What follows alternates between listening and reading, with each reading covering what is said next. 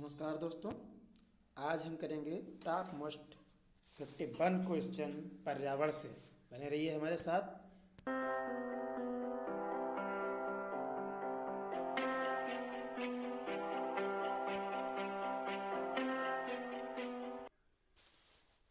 चलते हैं पहले क्वेश्चन पर। पहला क्वेश्चन है, ग्रीन हाउस प्रभाव के कारण पृथ्वी का तापमान घटता है या बढ़ जाता है। पृथ्वी का तापमान ग्रीन हाउस प्रभाव के कारण बढ़ जाता है। ग्रीन हाउस प्रभाव में क्या होता है, पृथ्वी पर गर्मी बढ़ती है, ऊष्मन बढ़ता है, इससे पृथ्वी का तापमान बढ़ जाता है। पर्यावरण का दुश्मन किस वृक्ष को कहा जाता है? यूकेलिप्टस।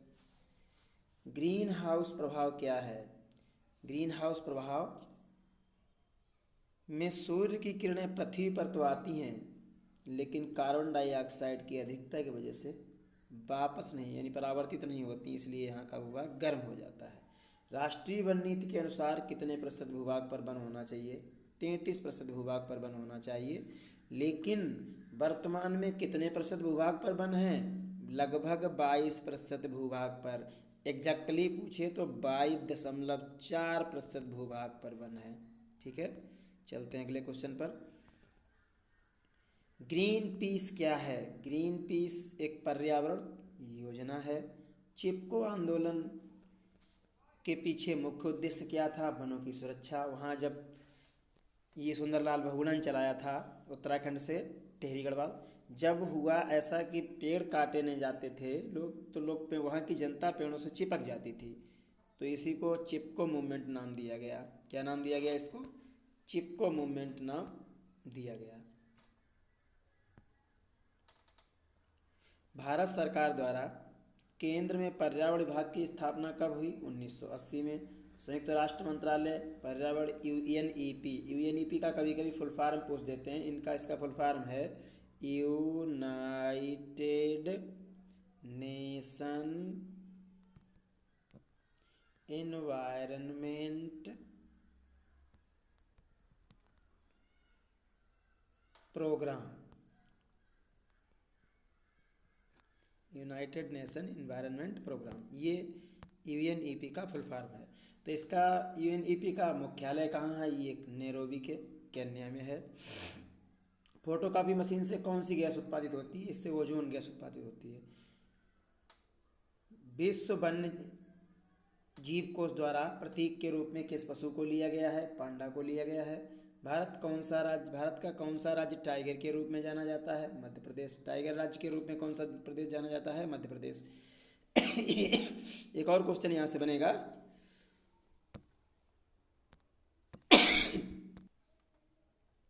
कि सबसे अधिक वन कहाँ है, तो वो भी, उसका भी आंसर मध्य प्रदेश होगा। अगला क्वेश्चन है, वन महोत्सव किसने प्रारंभ किया था? ये के.एम. मुंशी ने प्रारंभ किया था वन महोत्सव। वन महोत्सव के.एम. मुंशी ने प्रारंभ किया था। अगला क्वेश्चन है, विश्व वन्यजीव संरक्षण कोष कहाँ स्थित है? ये स्विट्जरलैंड में है। सबसे प्राचीन काल में उगाया जाने वाला फल कौन सा है? खजूर। पर्यावरण क्या है? हमारे चारों ओर का घेरा, परिधन आवरण, चारों तरफ का आवरण, इसको पर्यावरण कहते हैं। भारत में सबसे अधिक वन किस प्रदेश में है? आ गया क्वेश्चन, इसी को बता रहे थे, मध्य प्रदेश में। पौधे अपनी खाद्य निर्माण प्रक्रिया में कार्बन डाइऑक्साइड CO2 गैस वायुमंडल से लेते हैं और बदले में जीवधारियों को ऑक्सीजन देते हैं।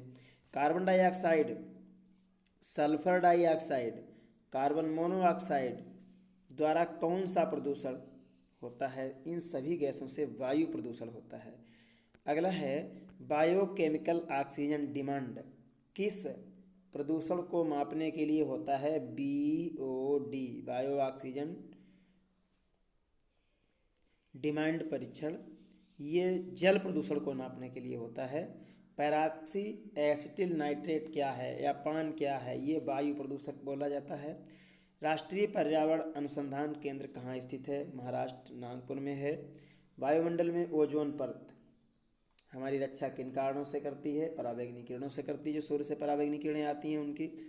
वायुमंडल में कौन सी गैस सर्वाधिक पाई जाती है? नाइट्रोजन। 78% नाइट्रोजन है और 21% ऑक्सीजन है। 99% पर इन्हीं दो गैसों का कब्जा है। आगे, आकाश नीला, एक क्वेश्चन और उसमें देख लीजिए। अगर कभी कार्बन पूछ देता है, कार्बन, तो कार्बन 0.04% अब हो गया है। अगला क्वेश्चन है, आकाश नीला किसके कारण दिखाई देता है? आकाश नीला दिखाई देता है प्रकाश के प्रकीर्णन। कौन से प्रकाश? नीले प्रकाश के प्रकीर्णन के वजह से। विश्व पर्यावरण दिवस कब मनाया जाता है? सभी को पता है, 5 जून को मनाया जाता है। सफोकेशन क्या है?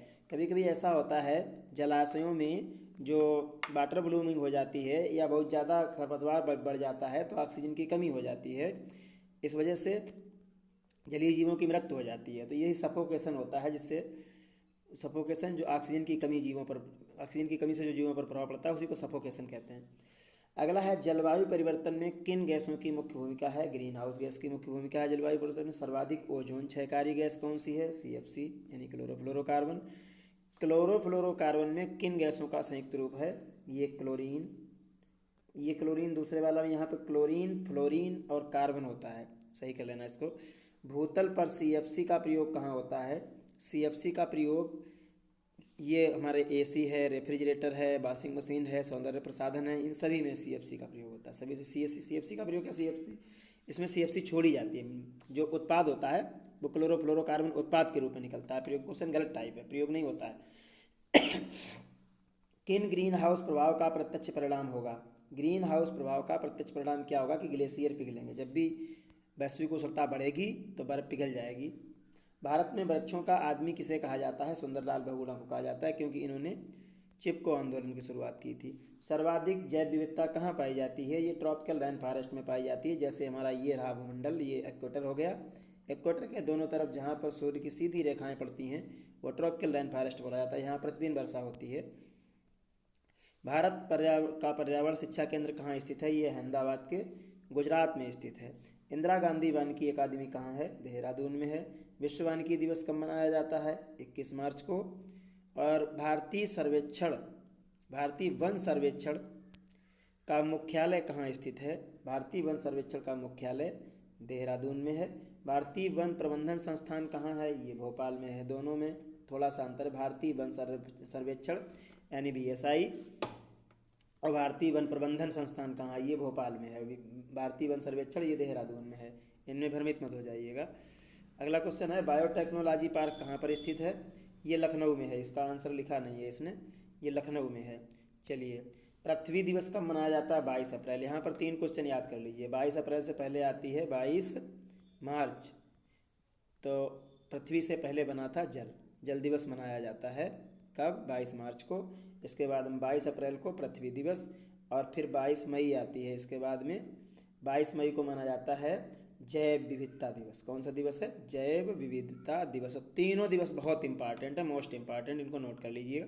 भविष्य का ईंधन किसे कहा जाता है? हाइड्रोजन को। ये सीरीज ही 51 क्वेश्चनों की सीरीज बहुत इंपॉर्टेंट है। जैसे जैसे आप आगे बढ़ेंगे और ज़्यादा मोस्ट पॉपुलर क्वेश्चन मिलेंगे, इसलिए इनको एक नोट्स में बना लीजिए। आपसे ये तो नहीं कहा गया कि लाइक करिए या सब्सक्राइब करें, आप सिर्फ अपना नोट्स कंप्लीट करें, यही आपसे उम्मीद करते हैं। पर्यावरण का रक्षा कवच किसे कहा जाता है? ओजोन परत को। रेड डाटा बुक का संबंध किससे है? विलुप्त या संकटग्रस्त जीवन। मतलब रेड डाटा बुक जो है, जो विलुप्त हो चुके जीव या जो विलुप्त होने की कगार पर हैं, संकट में जीव हैं, ऐसे जीवों को रेड डाटा बुक में रखा गया है। और रेड डाटा बुक को प्रकाशित कौन करता है? ये करता है IUCN, international union of conservation of nature. International union for conservation of nature, इसको याद कर लीजिएगा।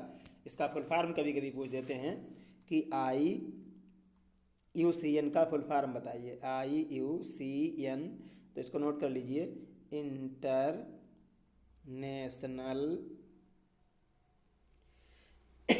Union for conservation, BATION, conservation of nature, NATURE, nature. आगे बढ़ते हैं। विश्व का सबसे प्रदूषित शहर कौन सा है? ये मैक्सिको सिटी है। Environment education for kids USA में कहाँ स्थित? विस्कॉन्सिन में है। सीएनजी का full form compressed natural gas है। ध्वनि प्रदूषण कितने डेसिबल में मापा जाता है? 65 डेसिबल। 20 डेसिबल से कम ध्वनि से हम सुन नहीं सकते हैं और 65 डेसिबल से ऊपर की ध्वनि ध्वनि प्रदूषण के अंतर्गत आती है। जल प्रदूषण को मापने के लिए कौन सा परीक्षण किया जाता है? बायोकेमिकल ऑक्सीजन डिमांड, जिसको अभी हम बता चुके हैं, BOD इससे पहले। नेक्स्ट क्वेश्चन है, ताजमहल के पीले पड़ने तथा उसके क्षरण होने के कारण क्या है? अम्लीय वर्षा। अम्लीय वर्षा में SO2 गैस होती है, सल्फर डाइऑक्साइड, इसी की वजह से ताजमहल जो है उसका रंग धूमिल हो रहा है। वायुमंडल अगला क्वेश्चन है, बाह्य वायुमंडल में मानव निर्मित उपग्रह कहाँ निर्मित होते हैं? ये बाह्य वायुमंडल में होते हैं। इस तरीके से जो होते हैं, सबसे ऊपर जो आयन मंडल होता है, इसके बाद में बाह्य मंडल होता है। अगला है, देश का पारिस्थितिकी तंत्र प्रशिक्षण केंद्र कहाँ स्थित है? देश का पारिस्थितिकी अनुसंधान और प्रशिक्षण केंद्र कहाँ? ये बेंगलुरु में है, कर्नाटक के बेंगलुरु में स्थित है।